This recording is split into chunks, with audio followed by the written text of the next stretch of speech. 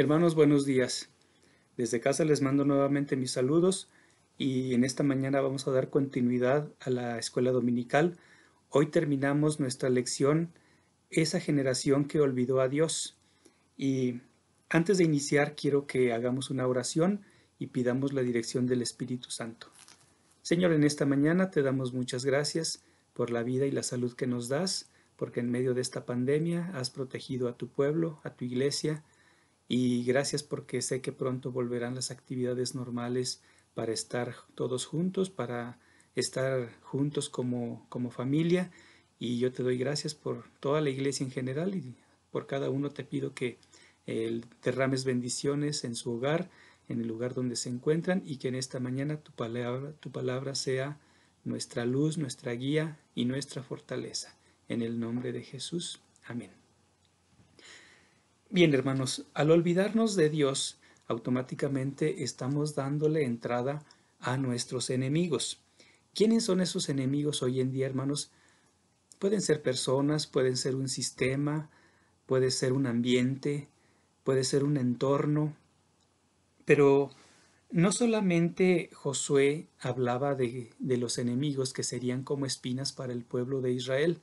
Recuerdan que Josué ya les había advertido que si ellos se mezclaban con gente pagana, que si no terminaban con esos pueblos que estaban ocupando la tierra prometida, la tierra que les pertenecía, se iban a enfrentar a graves problemas y ellos serían sus enemigos y les causarían heridas, dolor, los iban a lastimar como lastima una espina cuando se clava en la carne. Además de Josué, también podemos ver que el profeta Ezequiel también hizo mención acerca de las espinas como enemigos del pueblo de Israel. En el capítulo 28, verso 24, ahí podemos ver cómo es que Dios, a pesar de que el pueblo se había rebelado, le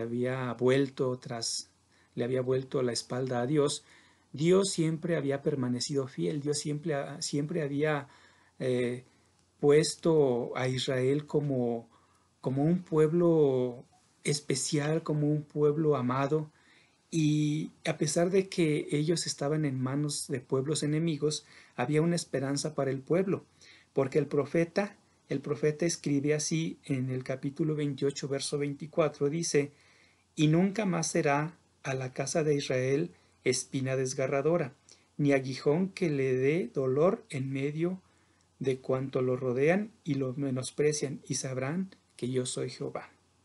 Entonces, Dios siempre eh, tuvo gente que fue levantada, como Josué, como los jueces, el libro de los jueces que estamos estudiando, como los profetas, como gente que servía de corazón a Dios, y Dios a través de ellos, nunca dejó de enviar el mensaje al pueblo.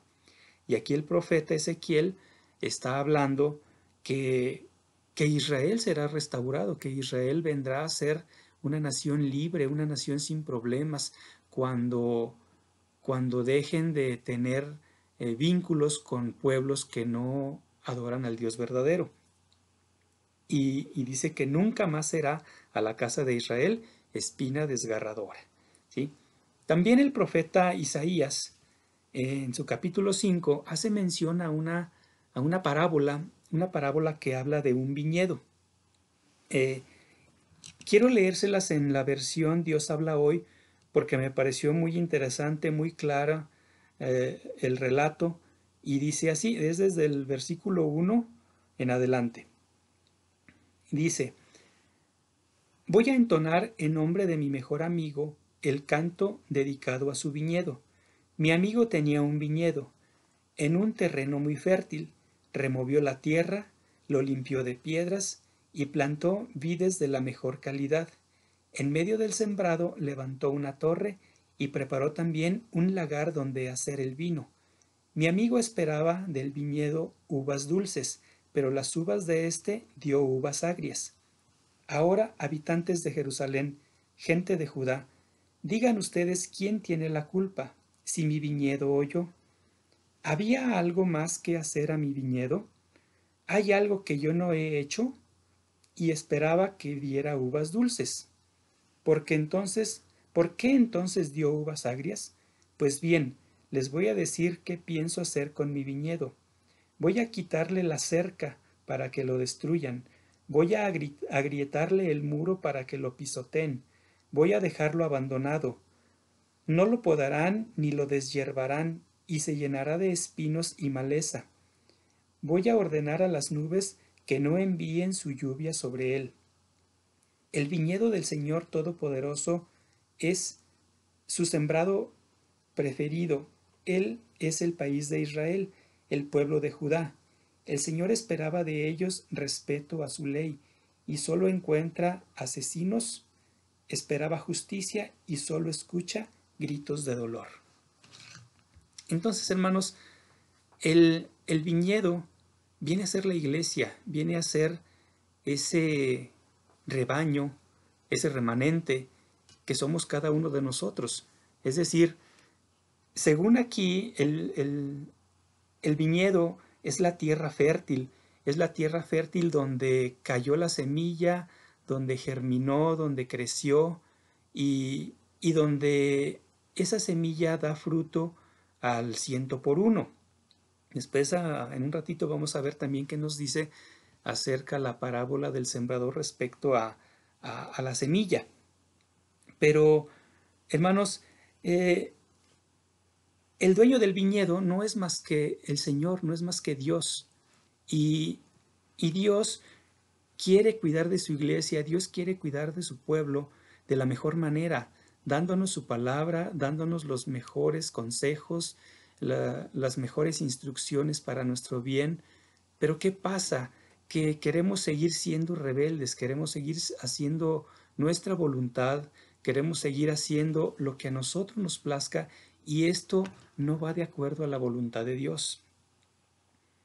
Entonces, cuando nosotros no hacemos la voluntad de Dios, estamos cayendo en manos de nuestros enemigos, y nuestros enemigos vienen a ser esas espinas que se van a clavar en nuestra carne y nos van a causar heridas que pueden durar toda una vida. Ahora, les decía que para completar esta meditación podemos complementarlo con lo que dice el Nuevo Testamento en la parábola del sembrador. Allí en Marcos capítulo 4, dice que un sembrador salió a sembrar, y al sembrar la semilla cayó en 4 lugares diferentes. ¿Recuerdan cuáles son esos 4 lugares? A ver, uno es el camino, otros son los pedregales, otros son las espinas y otro cayó en buena tierra. Vamos a concentrarnos un poquito en ese lugar donde estaban las espinas. ¿Qué fue lo que pasó con la semilla que cayó entre las espinas? ¿Fue prosperada o fue ahogada? Dice la palabra. Dice que la que cayó entre espinos fue ahogada y no prosperó, no creció, no dio fruto y pronto terminó. Ahora, ahí mismo en la parábola del sembrador más adelante, versículos más adelante, nos dice que las espinas también vienen a ser los negocios de este mundo y el amor por las riquezas. Es decir, que son ambientes, son situaciones que pueden absorberte, que pueden jalarte de una manera que caes en el engaño y puedes también caer en la codicia. ¿Sí? Ahora, el sembrador es Dios.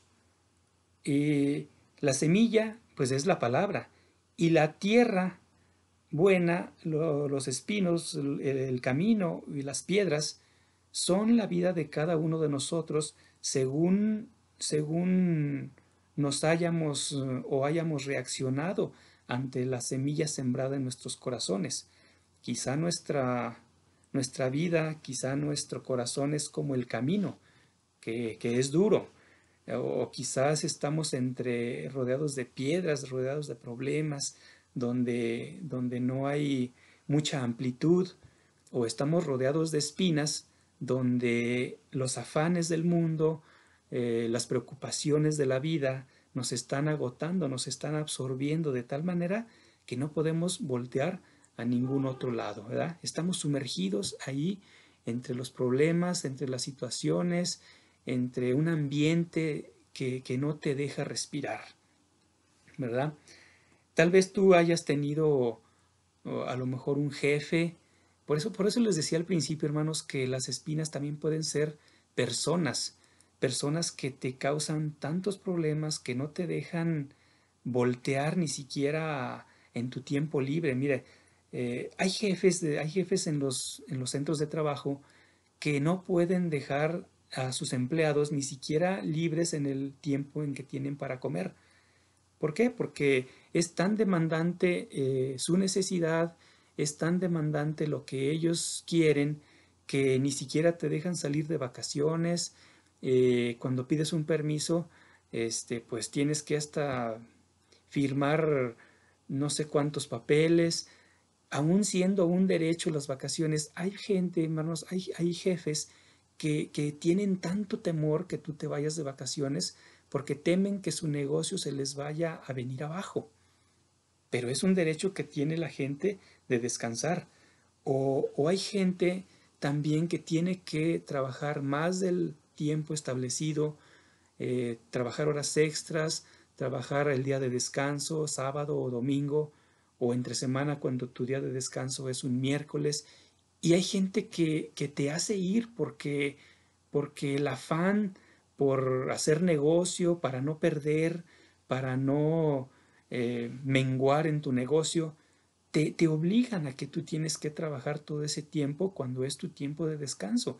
Entonces también las personas que actúan de esta manera, pues son como espinas porque te absorben. Recuerden que las espinas es una característica que tienen, que ellas son absorbentes de toda la humedad que hay en el ambiente para poder sobrevivir. Recuerdan que ellas sobre todo abundan en las partes semidesérticas. Entonces la humedad es poca, pero la poca que hay, ellas la absorben y las plantas pues se mantienen en pie.